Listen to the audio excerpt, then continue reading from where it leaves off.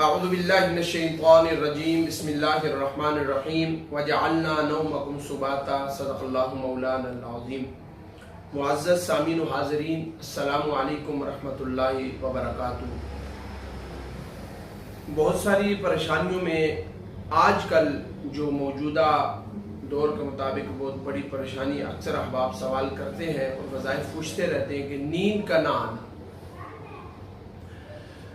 اس کے بہت سارے بنیادی سبب بھی ہیں کہ ہم گناہوں میں مبتلا ہو چکے ہیں، موبائل استعمال کرتے ہیں ہم کثرت سے، پھر ہمیں نیند ہماری آنکھوں سے اڑ جاتی ہے، ڈپریشن کے مریض، نفسیاتی مریض، اپنے آپ سے باتیں کرتے رہنا، تنہائی کا شکار رہنا، رات کو سونا نہ۔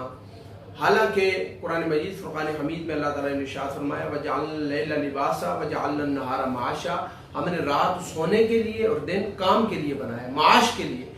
اب جب فطرت کے خلاف آپ چلیں گے تو آنکھوں کے نیچے سے ہلکے آ جائیں گے، نیند کا نہ آنا، ٹھیک ہے نا؟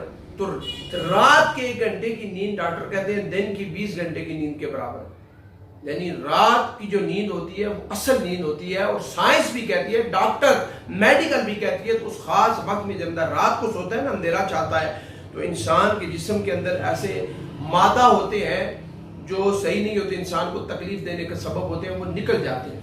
اور جب بندہ رات کو نیند نہیں کرتا تو وہ جسم کے اندر ہی رہتے ہیں، وہ ڈپریشن کا بندے کو مریض کر دیتے ہیں، دل کے بیماریاں اور اس کے ساتھ جسم کی معدے کی بیماریاں، بہت ساری بیماریاں۔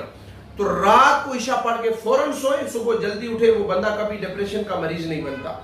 تو اس کے لیے جس کو نیند نہ آئے تو سب سے بہترین جو وظیفہ ہے سورہ نبا 30واں پارہ، آخری پارہ جو ہے اس کی پہلی سورت ہے سورہ نبا عما یتساءلون، اس کی آیت نمبر 9 وَجَعَلْنَا نَوْمَكُمْ سُبَاتًا۔ اس کو آپ نے روزانہ رات کو سونے سے پہلے 111 مرتبہ اس کو پڑھنا ہے۔ آپ نے 111 مرتبہ آپ اس کو پڑھیں، وَجَعَلْنَا نَوْمَكُمْ سُبَاتًا، اول آخر درود پاک پڑھتے رہیں تو انشاءاللہ العزیز اگر کسی کے 111 مرتبہ نیند نہ آئے تو کثرت سے وہ پڑھ لے، زیادہ پڑھ لے، یہ بہت زبردست وظیفہ ہے۔ اور اس کے ساتھ ساتھ دوسرا سورہ فلق، قُلْ اعوذ برب الفلق، اگر کسی کو نیند نہ آئے تو یہ بھی پڑھے، تو بہترین یہ وظائف ہے، انشاءاللہ العزیز اسے نیند آئے گی، اور یہ بہترین آزمودہ نسخہ ہے۔ اللہ ہم سب کو صحیح معنوں میں اسلام کو سمجھنے کی توفیق عطا فرمائے اور فطرت کے مطابق چلنے کی توفیق عطا فرمائے۔ وما توفیقی الا باللہ رب العالمین۔